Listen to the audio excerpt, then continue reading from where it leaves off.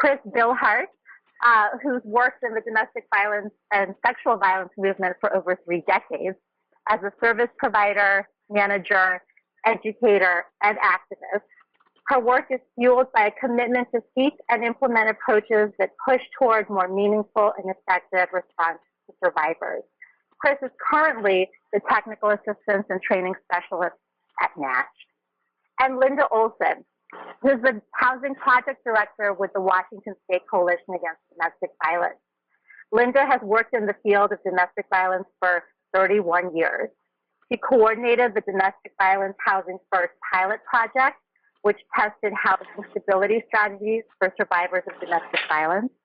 And the project has evolved into a 5-year demonstration and research project, focusing on systems change and measuring long-term outcomes for survivors and their children. So I'm going to go ahead and give everyone a little bit of information regarding the National Alliance for Safe Housing. So we are a brand new National Technical Assistance project. We launched in 2015, and our project partners are the Washington State Coalition Against Domestic Violence and the DC Coalition Against Domestic Violence. We're part of the Federal Domestic Violence and Housing Technical Assistance Consortium, which I think many of you may have already heard of, but just briefly, I just want to share that the consortium is an effort that is a partnership with federal agencies, the Department of Justice, under the Department of Justice, the Office of Violence Against Women, and the Office of Victims of Crime, as well as HHS, HIPSA, and HUD, the SNAP's office. It's a unique opportunity that brings together 4 technical assistance providers. That's the National Alliance for Safe Housing, the National Resource Center on Domestic Violence, the National Network to End Domestic Violence, as well as Collaborative Solutions, Inc. So it's a really exciting consortium effort that really focuses on that intersection of domestic violence and housing. Now, in terms of NASH, NASH was created to really also focus on that intersection. The goal is to provide communities at the state, local, and national level with tools and strategies to support and improve coordination between domestic and sexual violence services and homeless and housing providers. We provide technical assistance on a range of different areas, including coordinated entry, Violence Against Women Act, local and state housing protections, rapid rehousing, housing first, and just a range of different models and best practices. So we are available to provide technical assistance to all of you, and there'll be some more information about that at the end. So this webinar is part of a series that we are doing with the other technical assistance providers through the consortium effort. And this slide just shows you some of the other webinars that we are doing as well in the next couple of weeks. To register for the webinar or any of the other webinars, you can go to safehousingpartnership.org, which is a brand new website that we launched. We worked with the National Resource Center on Domestic Violence to do that. Very exciting. It's the first webinar, it's the first website of its kind that really provides resources and information about both domestic and sexual violence, as well as housing and homeless issues, a range of toolkits, resource materials, white papers. It's a space to learn about relationship building, collaboration, how to work with COCs, a range of practices. So if you haven't checked out the website yet, please go ahead and do so. It's safehousingpartnership.org. And now I'm going to go ahead and let the presenters take over. You'll hear from me again during the question and answer. And again, welcome everyone. Okay. Hi everyone, this is Kris Billhardt, and I'm really excited to be here and join Larissa in hoping that you're having a great day. And it's Friday, yes. So I'm going to start by just referring to the learning objectives slide very briefly, because it also was the basis of the announcement that came along with the webinar description. So that should look very familiar to you. So we'll move on to looking at the agenda for today's webinar. We're going to spend some time, although this is probably not news for most of you on the webinar today, on why it's so important to focus on housing for domestic violence and sexual violence survivors. We're also going to be covering our bases around the Housing First philosophy, some of the tenets and underpinnings and values that make up that philosophy, and also how does it apply to survivors. Look at how well it aligns with the values and tenets of the domestic and sexual violence movement. We're going to be looking at domestic violence housing first. So housing first as applied to domestic violence. Service delivery, different ways that we can make sure that services are available and accessible to survivors within that housing first context. And then we're going to do a little bit of a dive into rapid rehousing in particular. It's an increasingly well-used approach that many communities have embraced, and looking at how it fits when we're looking at housing issues that survivors are facing is part of what we'll cover today. And we'll have just a great exposure to a statewide program that the Washington State Coalition Against Domestic Violence has been undertaking for several years now. And Linda Olsen will be able to talk about their DV Housing First project and its different aspects, as well as some great evaluation information, and tell you more about what they're up to now. So when we look at housing for domestic violence survivors, it's so key to establishing safety. It provides a protective factor for guarding against vulnerability to future violence, and can just provide a whole new foundation on which survivors can rebuild their lives. In fact, one survivor that we worked with in my former program, Home Free, here in Portland, Oregon, said housing made everything else possible. And I don't think you can say it any better than that. We've also participated in a study funded by the Centers for Disease Control and Prevention that found statistically significant links between stable housing and a whole host of health outcomes for survivors and their children. So it really impacts, just as domestic violence impacts on all these different realms of a survivor's life, the housing stabilization helps improve all those areas, and it's just a very important focus in addition to establishing initial safety and having crisis response in place for survivors. Longer term focus on the stable housing needs of survivors is huge. And now here's Linda. All right, so this is Linda. Happy Friday, everybody, and thanks, Kris, for that great introduction in terms of why housing is so incredibly important for survivors, for all of us, really. And as we look at prioritizing housing and thinking about a housing-first approach for survivors, it's important to reflect on the permanent housing options. Certainly, housing-first approaches for chronically homeless have focused just on the permanent supportive housing option, but as we all know, survivors come in many different flavors and approaches and experiences of trauma and resiliency. So we really need to employ a wide variety of permanent housing approaches and options. The first one I've got, the bullets reflect a little bit of light touch all the way to something that's more intensive.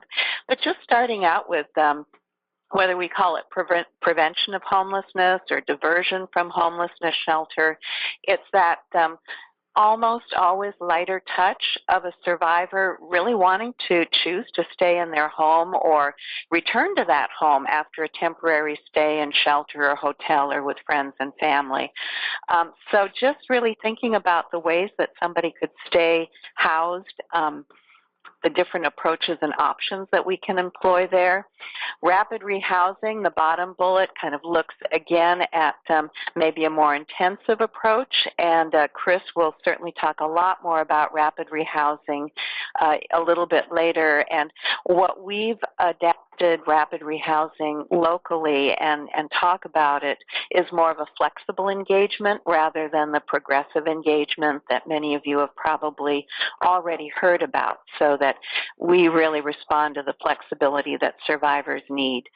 There are, of course, many survivors that have challenges with employment in terms of their background in education, employment experience, barriers for that, so that subsidized housing with the potential for services may be a very critical option. While it's hard to get into those Section 8 or housing-based, project-based housing lines, that might be the best thing for a survivor.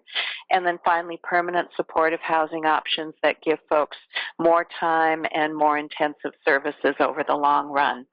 So when we think about a housing first approach, the philosophy in the housing field has been that housing is a right, and that it is not up to providers or service folks or the community to say when someone is housing ready, but to really acknowledge that people need to be housed, and they need to be able to have that solid platform, that foundation often, in order to accomplish other things in their lives. So really thinking about housing first, not housing ready, that there are no barriers for housing access. And that if there are barriers, that assessment that might be done initially is simply to identify and eliminate those barriers. And finally, it's critical to have tailored voluntary services so that those who are now accessing housing are able to retain housing. And so the question that we were asked about 7 years ago now from the Bill and Melinda Gates Foundation was, could this approach work for DVSA survivors? So we think about safety. Do we feel like somebody has to be a certain level of safety or out of a relationship? Or are there other things that we want to say that survivors should have in their lives before they're, quote unquote, eligible for housing? What about sabotage? What about legal issues? What about the trauma that a survivor might bring, might be living with? And of course, more external, such as housing discrimination, back to drug and alcohol use, the coping mechanisms of trauma, and certainly adequate income. All of these can certainly combine to be a challenge for survivors. So the DV Housing First approach that we developed, again with support from the Bill and Melinda Gates Foundation, really evolved to a place of 3 components of service built on that foundation of housing. You can see that's the middle piece there is the housing option. And our 3 service approaches that starts with survivor-driven mobile advocacy, which is trauma-informed. And that really takes to heart certainly something in our field, a philosophy that at least here in Washington State is right in our Washington administrative codes, that we honor survivor choice, autonomy, self-determination, and that they are the ones driving even after they have moved past a certain level of crisis, and with the support of an excellent advocate can identify what it is they really do want to do. So that advocate offers options, and it's not the opinions or mandates. Again, that wonderfully skilled advocate considers the unique needs and strengths of each survivor and asks, what do you need? Instead of just providing the menu of services. When we think about mobile advocacy, we encourage advocates to meet survivors literally where they are and to help them navigate right alongside with them other support systems. And in the process of doing that, it is vital to consider each survivor's culture and community so that safety may be increased through those community connections, and that connections back to a community of origin can be rebuilt as needed. And now I'm going to hand it back over to Kris. Thank you, Linda. So we're going to spend a little bit of time unpacking this whole concept of mobile advocacy and mobile services in general. And we always want to give strong acknowledgement to the fact that although mobile advocacy services may be new to some of us in the domestic and sexual violence field, it's actually been a service approach that's been in place for a very long time. Culturally specific programs have been using this model for a very long time, may not have housing resources or a residential facility for folks to be staying in, and so have always taken the time to use this approach and be out in their communities. We've also got home visiting nurses that have been doing mobile services for a very long time. So this is taking a tool that's been very effective in other realms and applying it to our work with survivors in the housing realm.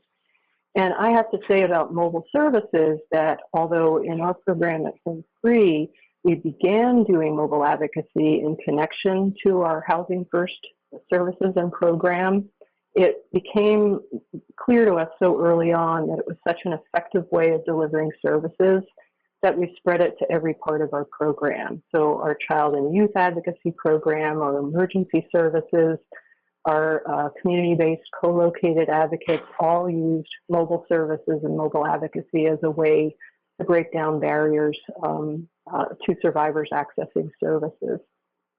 And I think in addition to it being a very effective way to engage with folks and to keep folks engaged, it also, as this quote from one of our advocates indicates, really communicates something very different to survivors who are spending a lot of time dealing with a lot of systems in many cases and going from this person's office to that person's office and having to keep appointments and so forth. And going to them frees them up in so many ways that it really communicates something very different. Comes across as being very unique and very honoring. So mobile services can take a lot of different forms. It can mean accompaniment, going with your participant or client to appointments that they may have. Sometimes that affords you with the possibility of doing in-person advocacy if it's something that the survivor would like for you to provide. But helping with systems navigation, whether you're directly involved in advocacy pieces or are there as emotional support and someone to hear what folks are saying, to make sure that the survivor remembers the details and so forth. That's a really important aspect of services. So it's not just picking somebody up and dropping them off, it's being there with them during that appointment and that experience to the degree they define wanting you to. It also can mean being out on the road and looking for housing together. And that can be really helpful, particularly when there are transportation barriers or geographical distances that can be very daunting to a survivor. Also gives you a chance to be in person to provide advocacy or interpretation if there's a language barrier as the survivor is dealing with service providers and landlords and so forth. And home visits can be part of mobile advocacy. Actually going to survivors' homes and providing the emotional support and touching base about their plan and what barriers they might be facing there in their home. But it can also mean meeting at some other place that's safe and convenient for the survivor, but is more community-based, rather than saying, well, if you come to my office, we can talk about this. Asking them, where would you like to get together? The library is a popular spot.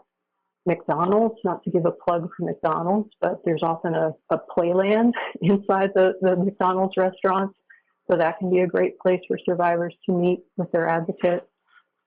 And so it's about, as Linda was saying, meeting them where they are and being there with them as they go through the different stages of dealing with healing. It's a great approach for many reasons. Survivors often have very chaotic lives. And it's not always easy, particularly also because they may be dealing with trauma impacts. It's not always easy to keep appointments and to show up where and when they're supposed to, quote unquote. So it's a much more flexible response to making sure that you can stay engaged in services.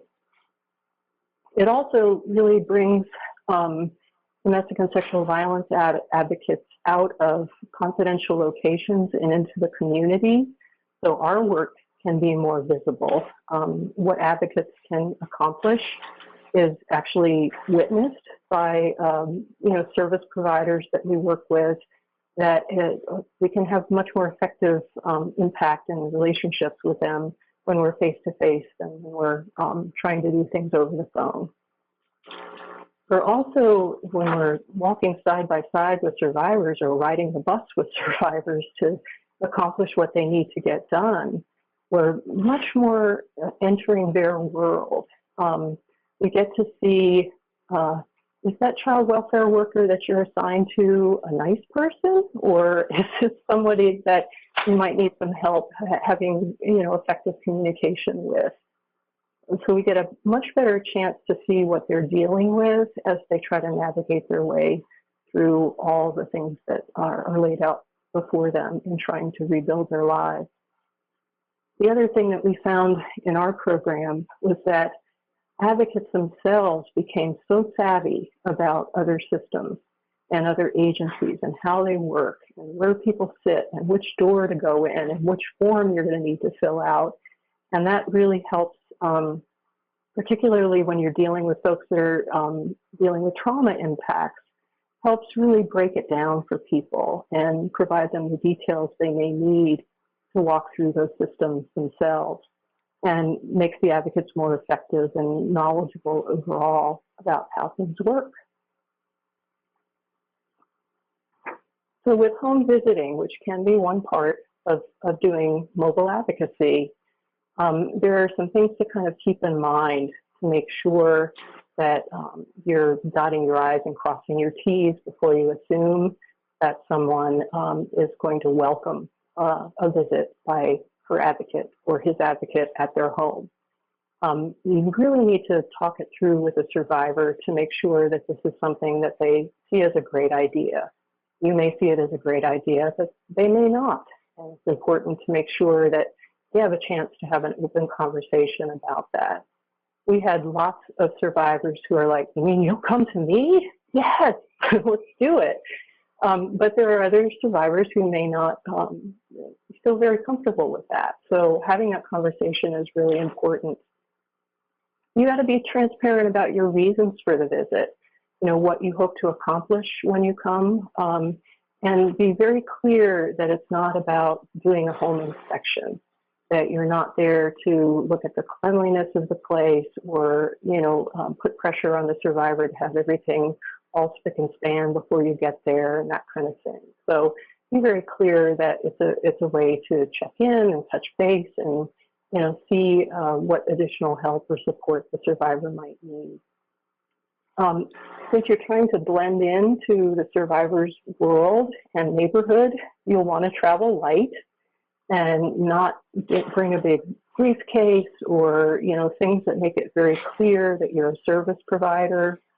You also want to be careful not to have the survivor feel that she or he has to prepare a meal for you and have food waiting for you when you get there. So you can work around that by scheduling visits not at mealtime.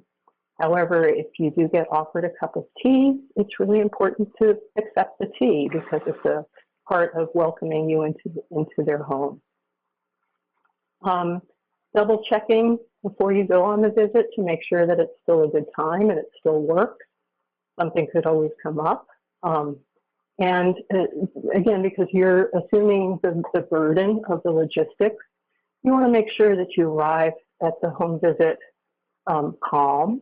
And that means making sure you give yourself plenty of time to get lost if you're going to a new address for the first time.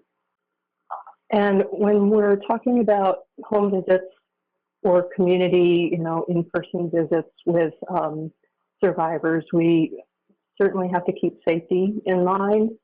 And so that thorough discussion about whether it's going to be safe and comfortable to have the visit before the visit happens is important. Excuse me. Privacy and confidentiality might look a little bit different if you're meeting at a McDonald's or you're meeting at someone's home. So being real aware of having a private space to be able to do that, have that conversation in. And that means looking at, particularly during home visits, who else might be living in the home? Is there a family member there? Or is there a roommate or a housemate?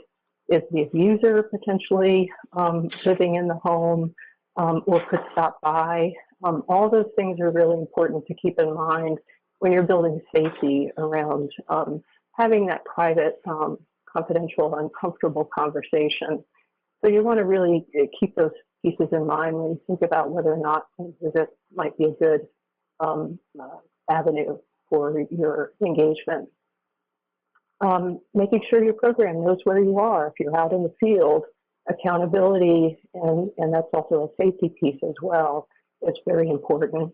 Your cell phone is key equipment, making sure it's charged.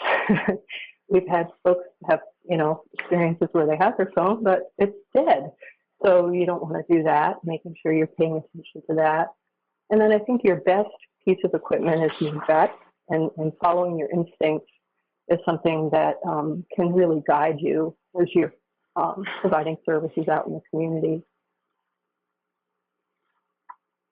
All right, so all of you know trauma-informed approaches, that's a whole webinar in itself, and we're not going to take the time to unpack this very much today, but just want to make sure to say that underlying the provision of all services, no matter what mode you're using, whether it's mobile advocacy or in your office, trauma awareness is so key. When we're working with survivors, we're interfacing with folks that have had systematic erosion of any sense of control over their lives, or even their basic day-to-day decisions have not been their prerogative to make.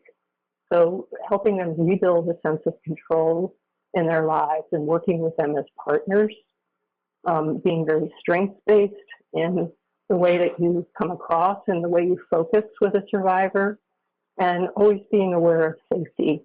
The fact that trauma is probably present and the impact stay with folks for a long time, and being aware as you work together of what things might be triggering the trauma. It could be time of day, it could be a certain word choice, it could be a location. You'll get to know those things as you work with folks over time and openly discuss how to work around those triggers. Now back to Linda. Here I am again. Actually, Linda, before we go on, we have several really great questions from the chat. And so I just want to take a minute to have you and Kris address them. So the first question, or one of the questions that came in, is how do you remove or deal with the barrier of affordable rent or housing or lack thereof? And, I've actually been looking at some of the questions as they come up, particularly the ones that relate to housing and how do you pay for it, and what are the different issues that survivors may face in terms of their income. And I think that some of that might be answered in the next couple of slides, and we can certainly go back and dig into those questions more, but I'd love to get a chance to work through these, and particularly in response to that one you just posed, if that's okay. That sounds good. That sounds good. There are a couple of mobile advocacy specific questions that came up. So maybe why right don't now you go ahead and ask those? Right now is a good time to go ahead and ask them. So one of the questions is, I think Kris actually went into this, but let's see if there's anything else to add. What type of safeguards are put in place for the advocate when providing mobile services? Well, yeah, I did address that some, and there certainly we could spend more time on that in a whole nother webinar, which I think is actually planned. But I think, you know, the thing to remember as domestic violence advocates, or if you're a homeless or housing provider in partnership with domestic violence advocates, we know a whole lot about safety planning. And we know how to talk with a survivor and work with her or him about arriving at our offices safely, about leaving our office and going home through a safe route, about the potential of encountering the abuser at the next court hearing. We know a lot about how to have those conversations, especially in partnership. So it's just another venue, just another aspect of safety planning, really. And I'm not trying to minimize or downplay the fact that it feels very different to go to a survivor's home than it is to have a survivor come to your office. There are different things to look at. But as we're doing safety planning on the survivor's behalf, we're also planning for the safety of the advocate. And there are some key things, as I mentioned, the cell phone and making sure advocates or case managers doing mobile advocacy and particularly home visits should have a work cell phone that they can have at their disposal. That can be a real key to safety. If you need to call 911 or something comes up, you've got that key piece of equipment. Instincts and gut feelings is another huge part of building in safety. But I think primarily it's about having conversation with the survivor ahead of time if you're going to be meeting her or him out in the community or in their home. Okay, thanks so much. Yeah, thanks so much, Kris. There's one more question around mobile advocacy that it would be great for you to address. And actually, Kris, before you address it, I just want to highlight the webinar that Kris is referring to. We have a webinar coming up on Monday, specifically around safety planning and the coordinated entry system. If you haven't signed up for it, please do. If you're unable to make that specific webinar, we are going to have the slides available, and it will be recorded, and that's going to be on the Safe Housing Partnerships website. So the other question around mobile advocacy is, do you think mobile advocacy is particularly unique or more well-suited for domestic violence survivors, as opposed to other low-income or housing vulnerable homeless groups? And then the question was asked, has anyone had any experience with developing data-driven outcomes? If so, how do you start to do so? Okay. Well, I'll take the first part of that question, and then I don't know if Linda wants to chime in on the... I can do the second, yeah. Yeah, I thought you could.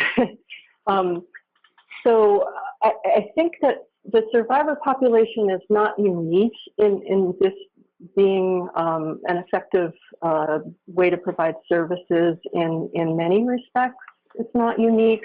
I think that providing services through mobile advocacy is a great idea for all kinds of folks. So it's just a really good way to break down barriers to services and create access and to create a more genuine and authentic relationship with folks when you're not just another service provider having them come to your office. I think for survivors in particular, what can be unique is that there's usually been a complete severance of connections to support. It's been, because of the power and control dynamics, pretty common for the survivor to stop being in touch with people that are supportive and helpful and, you know, could potentially threaten the batterer's control. So often there are ties to family and friends and community and neighborhood that have been really messed with as a result of the control. Sorry to use such a clinical term, but that might be one way that survivors can be unique, that reaching in a little bit more with survivors can help them rebuild a support system that may have been very much decimated by the power and control in the relationship.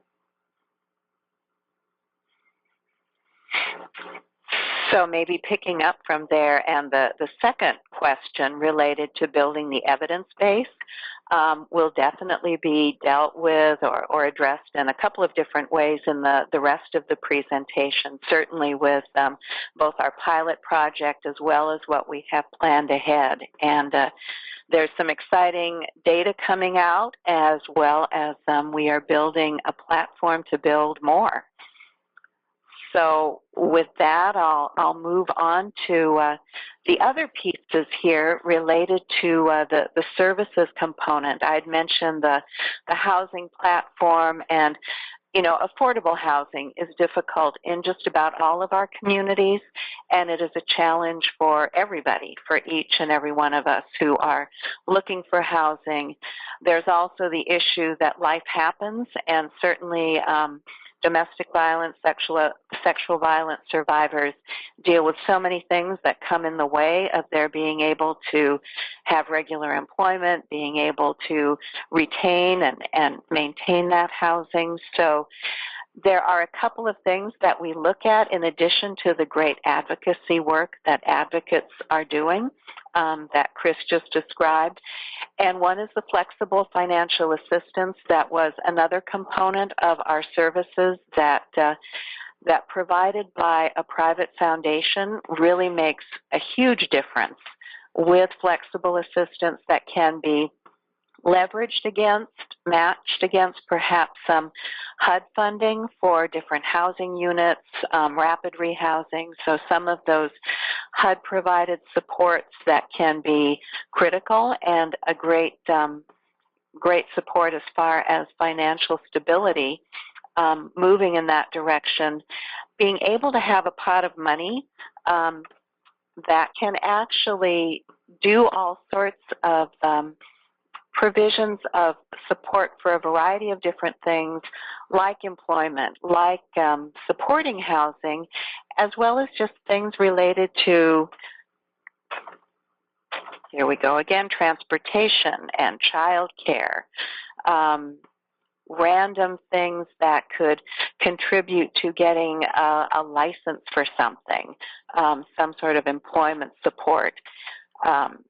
And as this particular slide talks about no requirements as far as meeting goals or participating in certain activities in order to get this flexible financial assistance, that there would not be caps on it. There are a wide variety of things that could make a big difference in terms of the traumas and the life happenings that a survivor experiences. That can include court costs. That can include debt reduction, back rent. It can also include school opportunities. So we have a variety of possibilities that this could help toward in terms of adding to what someone might be getting in rental assistance and what can be happening with great advocacy. The next piece is the community engagement. And one of the things that we're often concerned about in terms of our world and our services is how survivors are going to be able to negotiate and move in a community after they've had the protection and safety and kind of the cocoon environment of what we provide for folks.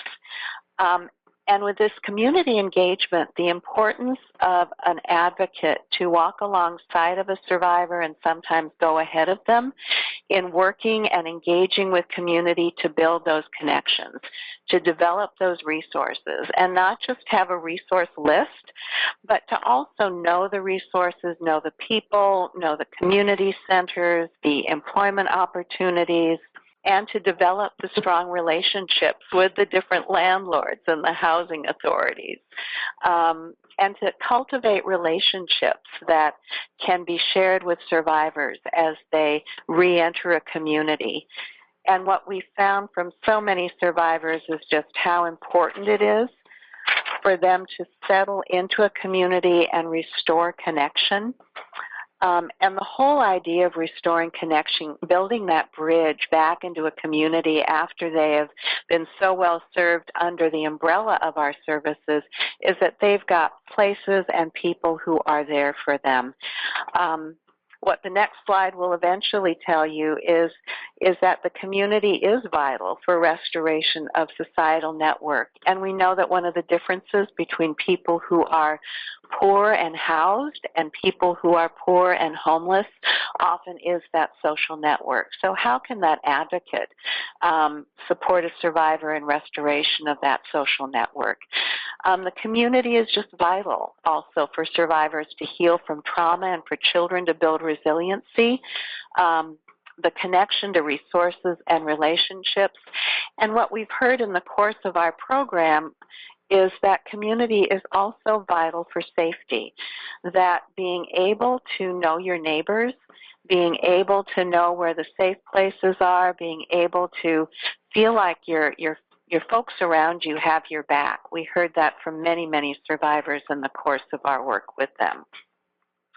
And finally, housing advocacy as a part of that restoring connection is a critical component, and just being really available and able to advocate for survivors in the different courses of housing. And I noticed there was questions related to landlords who are cynical or not particularly interested in looking at a relationship with a DVSA organization or working with survivors, but really pitching in and cultivating those relationships. And we've got a variety of different ways that organizations have done that in the past, as far as looking at rental properties as assets for landlords and trying to figure out ways that they can help landlords protect those assets and maybe even improve upon them. One of the ways that flexible financial assistance was used often in rural communities in our state was to improve housing, to rip out all of that moldy carpeting or to repair windows or to do different things to a unit that was substandard that could bring it up to a standard that was healthier for the survivor and could also provide something for the landlord in terms of a future relationship and renting to other survivors. So again, using your advocacy, getting acquainted with people, realizing that there are a lot of mom and pop landlords in your community that would be interested in providing that resource as long as their needs are also honored. So, Kris, I'm trying to turn it back over to you, and maybe you can. I got it. I got it, Linda. Thank you. And actually, what I'd like to do, just for the sake of time, I'm going to hold. There haven't been too many additional questions yet. I'm going to hold the questions. Kris, why don't you go ahead, and then we can do the Q&A for the other questions at the end. Sure. Sounds like a plan. Okay, so we're going to just do a quick review of one form of housing response in particular that is just all the rage today, and it's a wonderful, effective tool that's being used broadly across the country, and that's rapid rehousing. And the National Alliance to End Homelessness has done some incredible work on getting things down on paper or on the website to really help guide communities. And I think it's pretty well known now what rapid rehousing is. But just for the sake of making sure we're all on the same page, rapid rehousing is that housing intervention that is really aimed at helping people get out of homelessness as soon as possible and get back into some kind of a permanent housing situation. So it's designed to really reduce the period of time that somebody might be homeless or staying in a shelter, and in some cases may allow people to avoid shelter entirely if the housing can be obtained quickly enough. And so assistance is offered, and Linda was talking about this, around the housing first values without preconditions. That value is built into how rapid rehousing has come to be defined. No prerequisites to get this kind of assistance. So you don't have to sign up for the program once you have a job or once you're clean and sober. You can get engaged in these services, come as you are.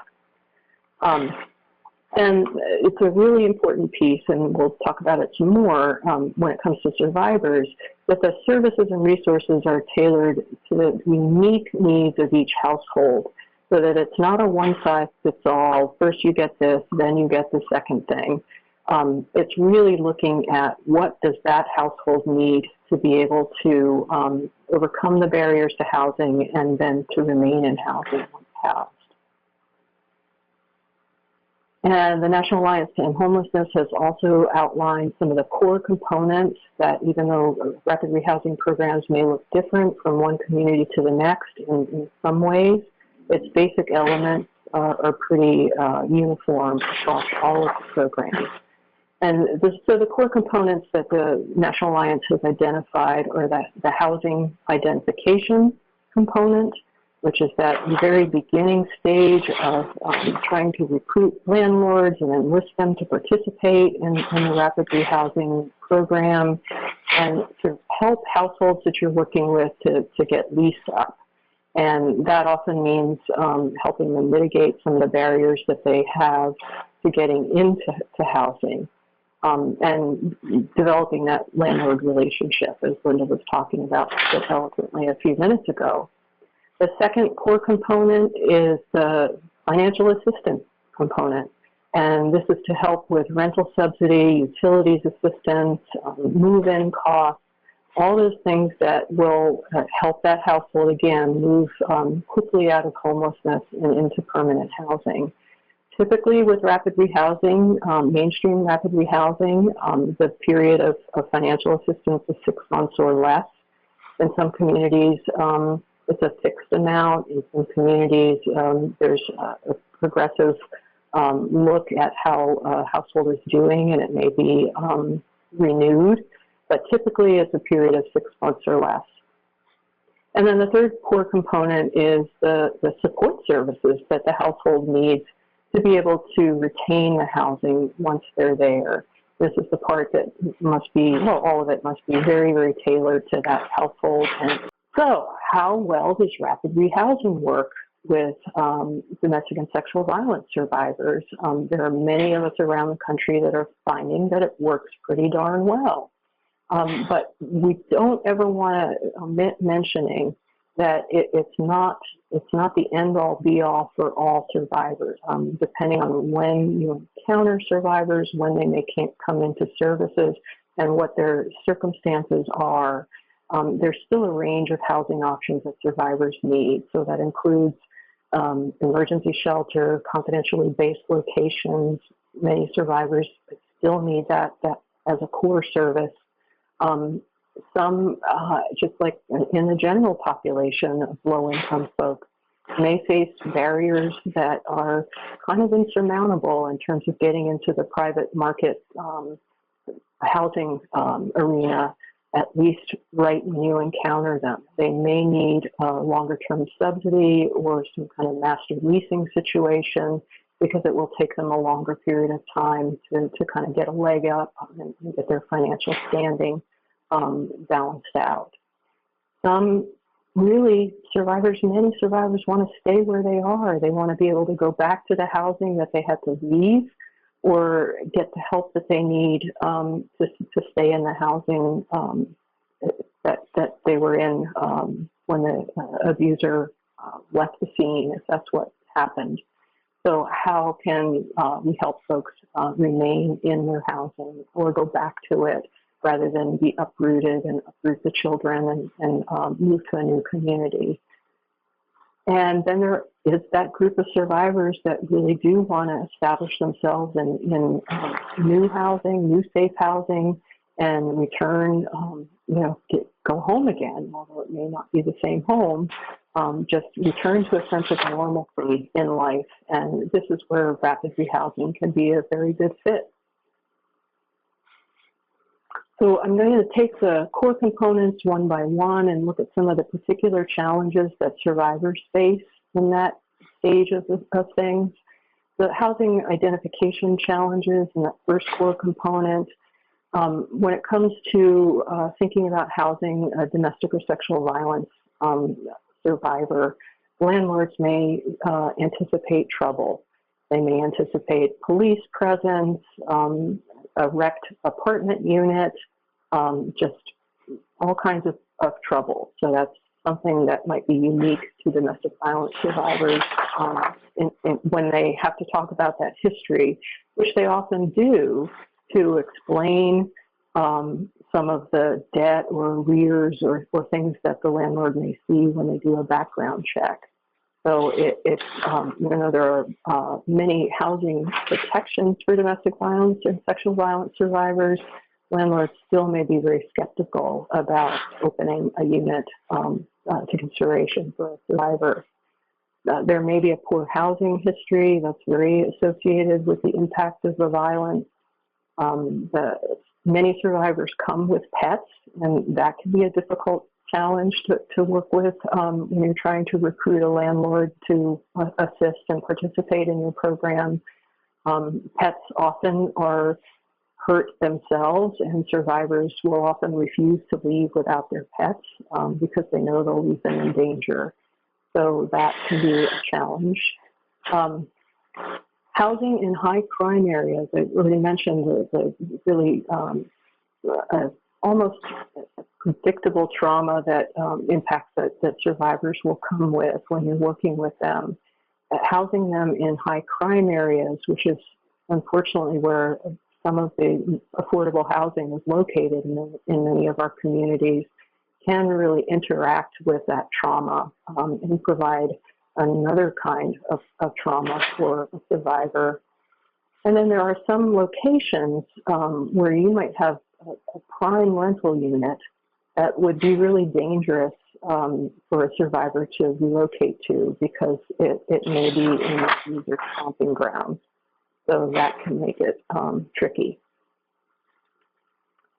In the financial assistance core component, some of the challenges that survivors face, and Linda, I think, has referred to this, we both have, they may come with lots of debt.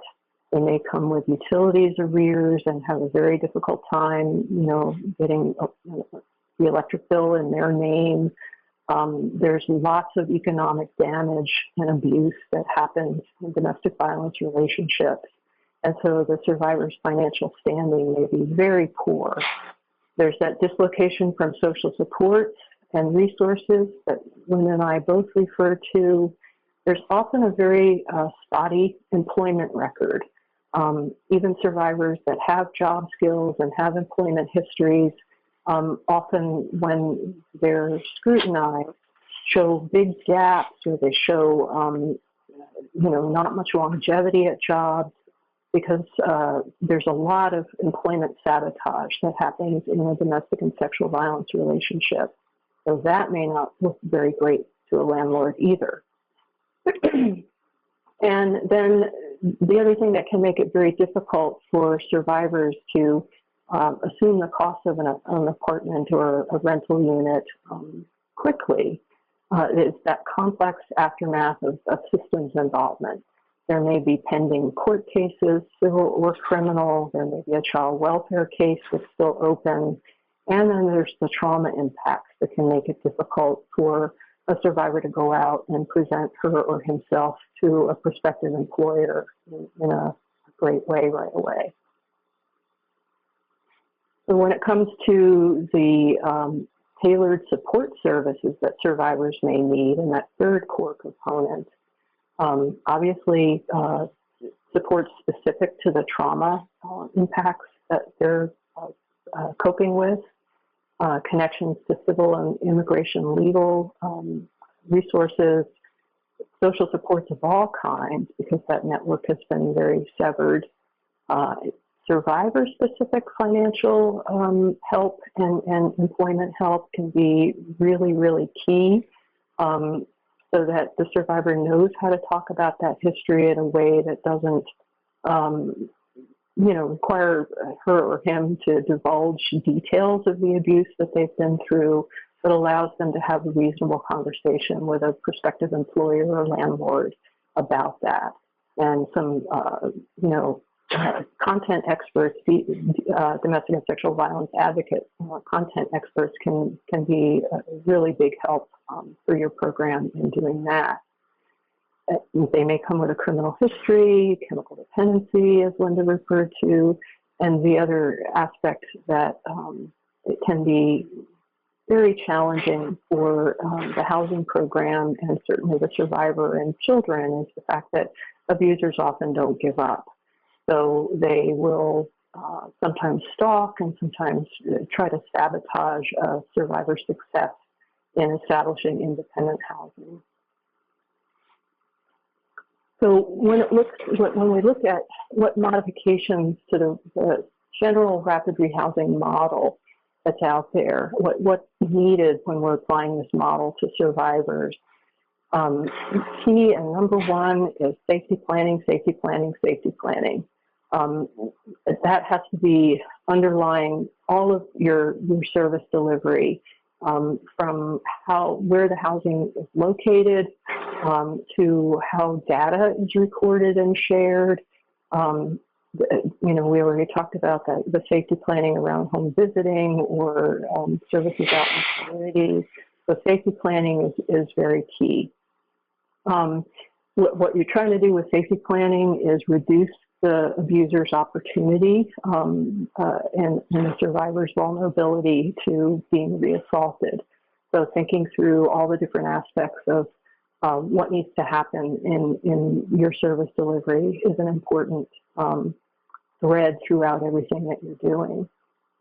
Preparing survivors how to have those direct conversations with landlords about the impact of the violence on their credit and their housing history. Flexible rental subsidy periods is a huge help to the survivors of domestic and sexual violence when you're using rapid rehousing approaches with them.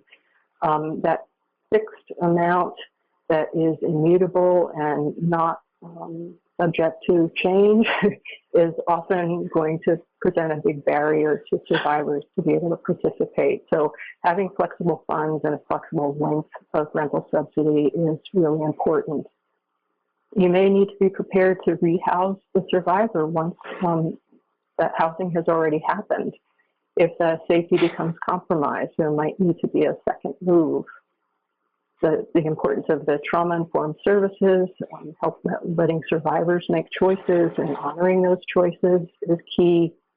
The partnerships are important, and I think we've already referred to that.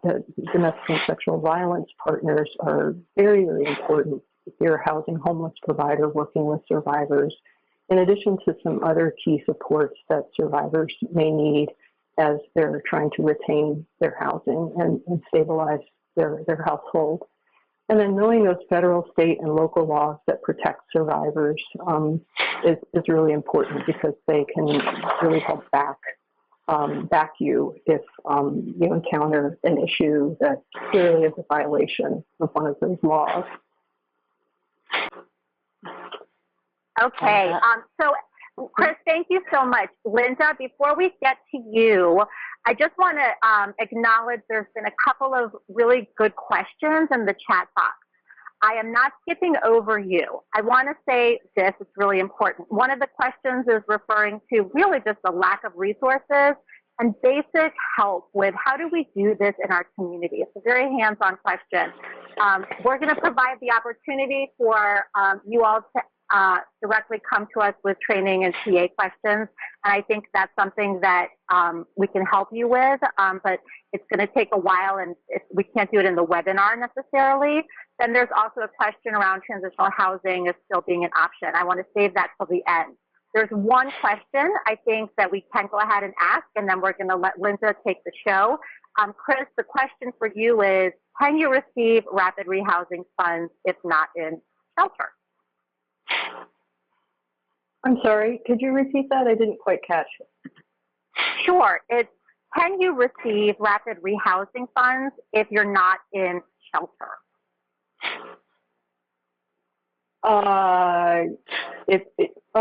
Can a survivor who's not in shelter yes, receive rapid rehousing funds? Yes. Yes. Yes. That's a great question. Rapid rehousing can often help prevent the need to go into a shelter. And part of why mobile and community-based services are so wonderful is because you may encounter survivors who are not availing themselves of what we might call traditional connections to domestic or sexual violence services through a hotline or through going to a shelter, who really need housing help. So there's a whole group of survivors out there that could be really helped through rapid rehousing approaches who you may never see in shelter. And that's why thinking about ways that survivors can access domestic and sexual violence services is really key. And then we also know that lots of survivors come to the homeless housing system for help because the domestic and sexual violence system often doesn't have the capacity or the connection to the funding that helps them provide the longer-term housing responses. They may have shelter or transitional housing, but the more permanent forms of housing may not be things they have resources to help survivors with. So lots of survivors come to the coordinated entry system and try to get help through the homeless housing system who are not currently in shelter. They may have makeshift and not very safe arrangements that they're staying in temporarily. So yes, definitely. Thanks for the question. Yeah. And I just want to add a little bit more to that because everybody's continuum of care might be a little different in terms of how they prioritize.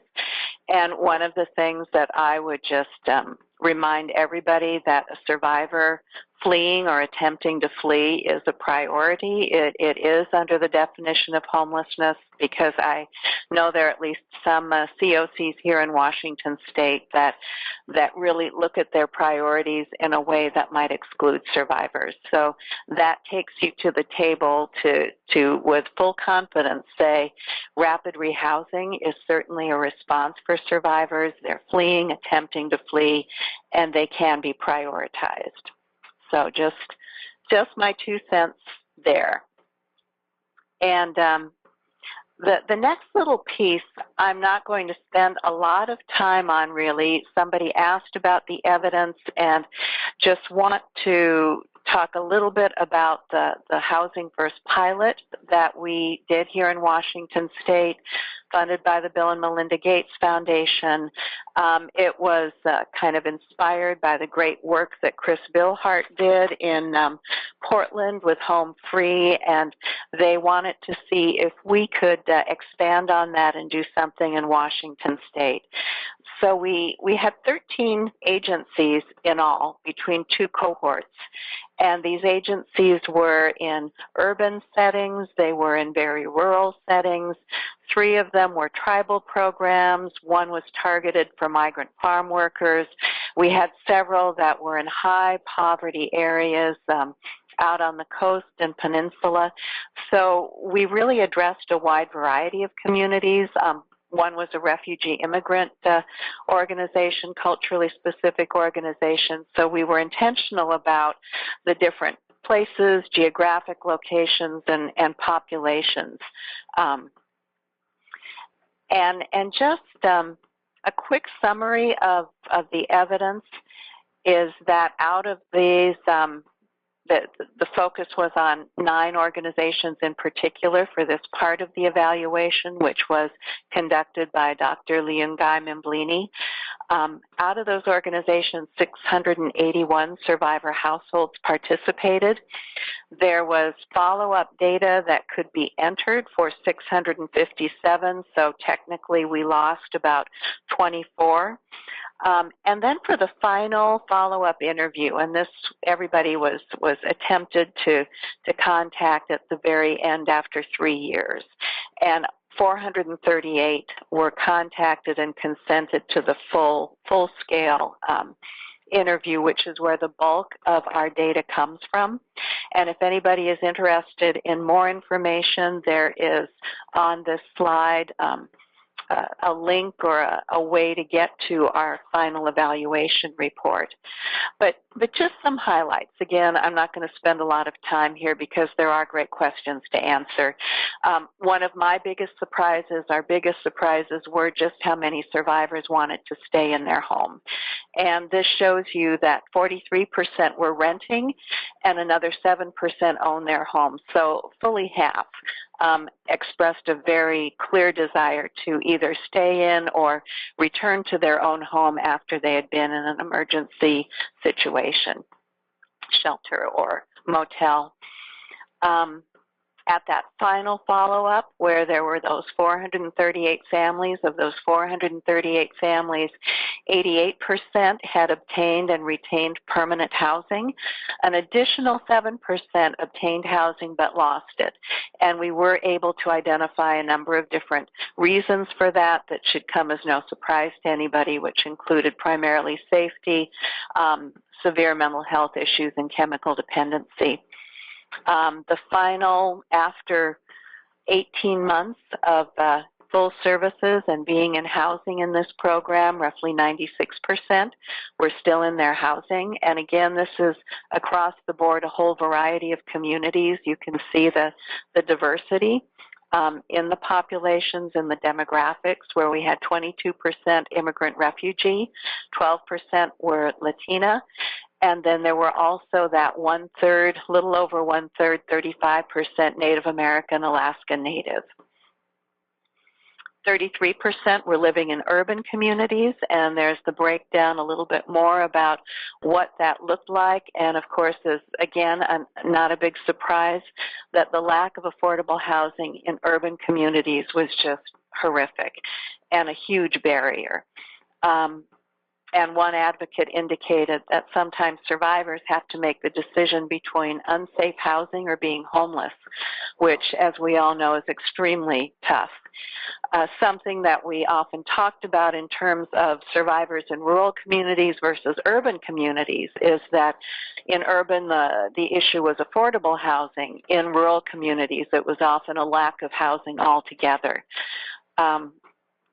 Mobile advocacy often presented challenges in these communities because of the distance. While it was often the only option available because of the distance, transportation, lack of transit, it was hard for survivors to get into somebody for services. So mobile advocacy was difficult, but it was often the only way that services could be presented and delivered.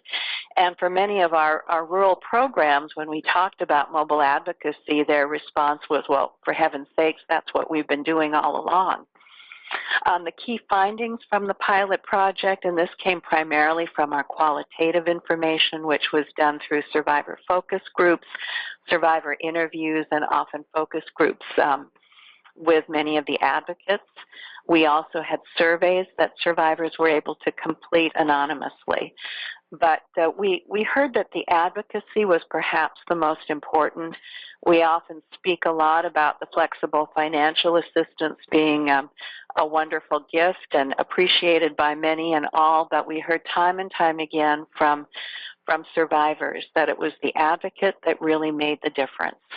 And they talked about how that stability and the support of the advocate led to independence, helped them rebuild their lives, improved health, well-being, and restored dignity and self-worth. And finally, all of that independence leading to safety.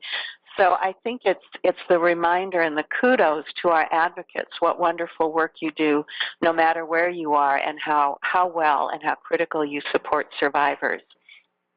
We also found out, which was a key hook for the Bill and Melinda Gates Foundation and their continued support, was that when a survivor was in a stable, safe environment, it really helped with the children. It helped with a nurturing environment, and it helped build children's resiliency. This was also key for culturally responsive services, that being able to be that flexible, that mobile made a difference, rather than often our services can be, when they're in our facilities, can be often uniform and trying to accommodate everybody. This really was more tailored to individual needs. And then finally, just the presence in the community and community engagement, enhanced sustainability. Survivors saying, I'm safer, not just from the abuser, but I moved away from a bad neighborhood. And another survivor said, I feel a lot safer. Nobody knows where I live, and I don't have to worry about being followed. because of these great results and just the idea of continuing to build on the evidence.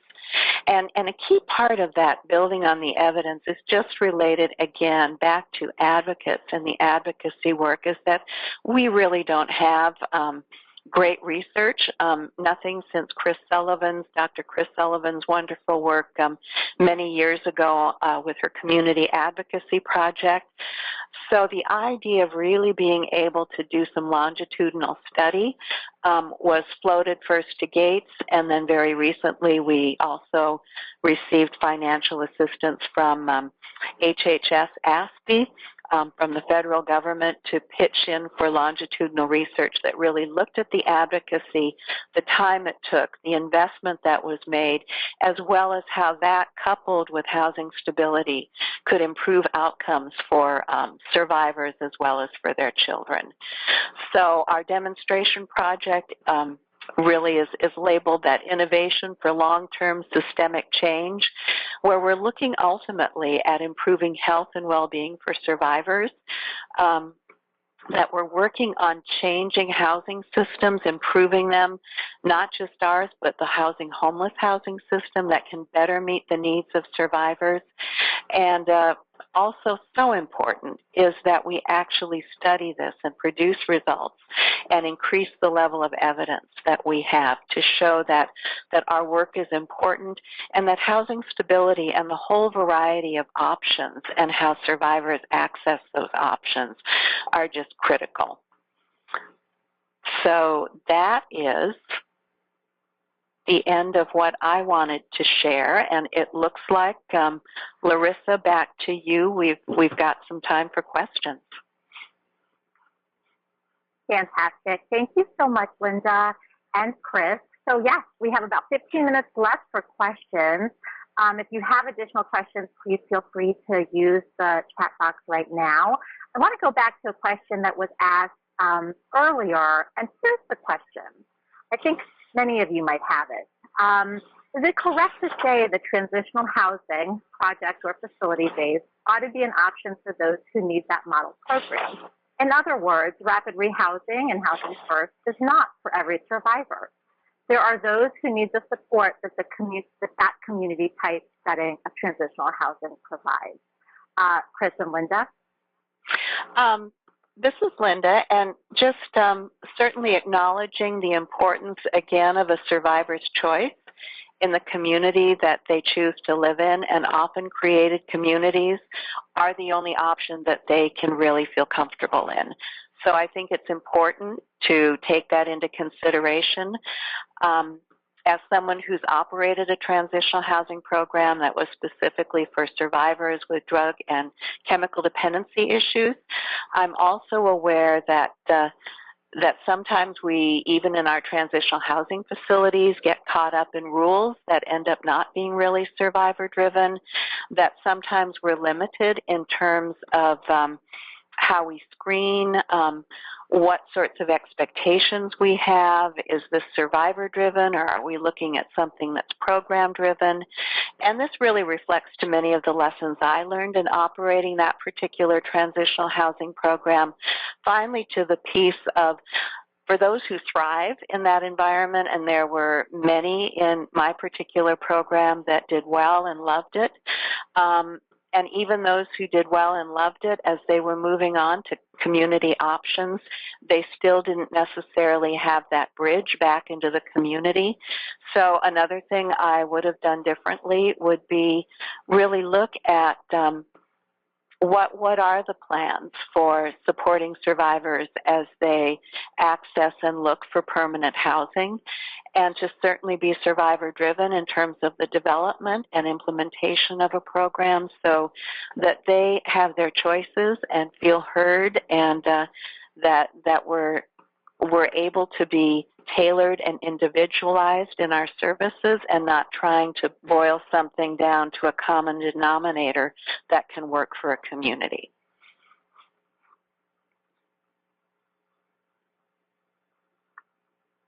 That was a long way of saying yes. I don't know that I have much of anything. Go ahead.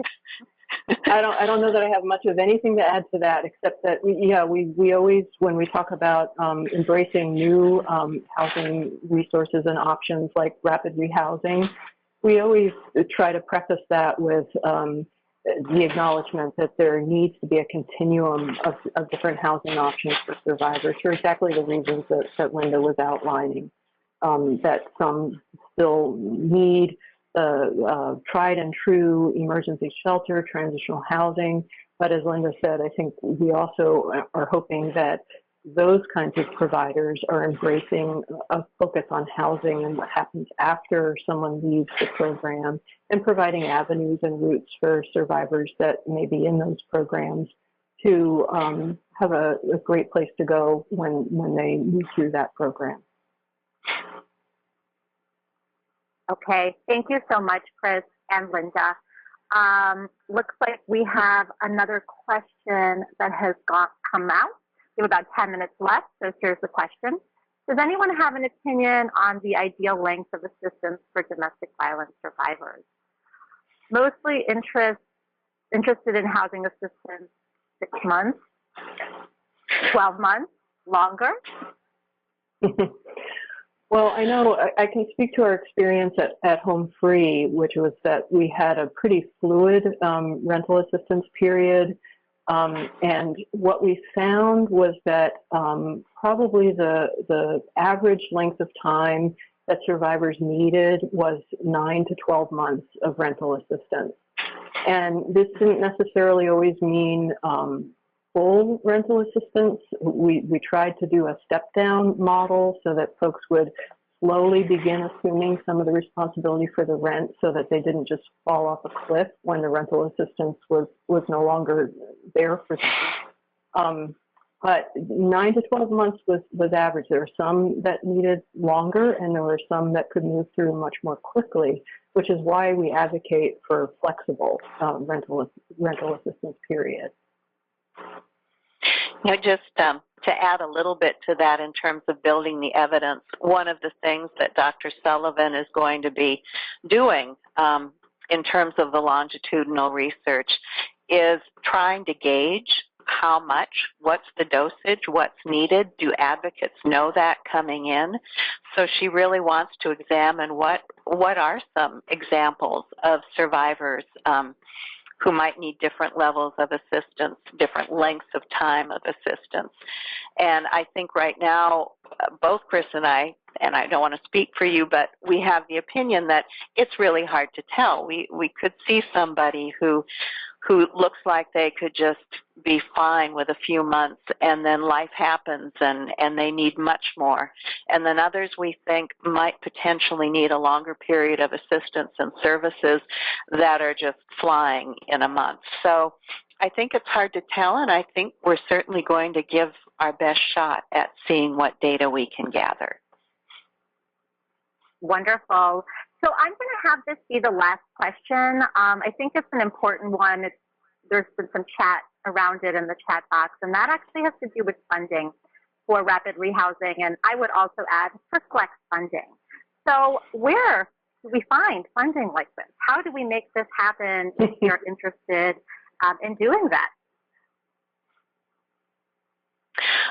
I can just speak to certainly the flexible financial assistance, and what we've been working on, again with the help of the foundation that supported us so generously, is spreading the word to other private foundations so that we've got a public-private partnership, because that's the best as far as flexible financial assistance.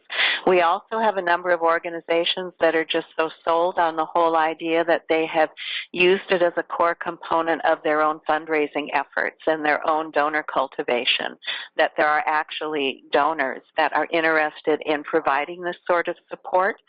So those are a couple of options just in terms of where that might come from. And I think in my experience, starting out with some core funding, like in our example of Home Free in Portland, we started out with some HUD McKinney funds. And that actually used to be much more flexible 20 years ago than it is today. but it gave us a sense of what kinds of financial needs survivors might be facing as they work through trying to sustain their housing on their own. And what we did was try to build around that. So seeking some funds from private foundations, as Linda was referring, also trying to build in a flexible financial assistance line to all of our contracts with other agencies, like with our child welfare contract, we had a flexible financial assistance line as part of that budget. For our outstation advocates with the police, we had flexible financial assistance built in there because we saw the power of having those dollars that we could apply to things that weren't just rent and utilities. So it really was a building process. And I know that domestic and sexual violence programs already have to do a lot of building. It may just be a new kind of pitch that we're making to funders. But I do think that it's a concept and an idea that really resonates with funders because it gets more to how are these survivors going to kind of get all the way there, you know, get past the crisis situation and get stabilized and really be able to have a richer and more dignified life in the long run. So I think it's seen as one of those upstream kinds of approaches that many funders are going after now, can prevent future violence from happening. And so it is, unfortunately, there's no one single source that we can point you to. It's a building process. Okay. Thank you so much, Kris and Linda. I want to thank you both so much for such a fantastic webinar. I want to say, as you all can see, that the contact information is on the last slide. We will be sending out the full presentation as well as the recording next week. Please, stay tuned for the other webinars that we have coming up. One of them in particular, we actually have two webinars next week, Monday and Wednesday, but there's one that we have not set the date for, and we're going to really do a deep dive into the upcoming NOFA once it's released, and we'll be talking about that joint component model that I know many of you are wondering about. So that is that specific webinar we don't have the date set for, but we will once the NOFA is released, and then there's two more webinars coming up next week. And if you stay on for a moment, we will have the link to our evaluation. And in the evaluation is an opportunity also to ask for technical assistance and training on any of the issues that have come up during this webinar or any other questions you all may have. So thank you again to Kris and Linda, and also thank you to NRCDV for letting us use their platform today. I hope everyone has a fantastic weekend and happy Friday.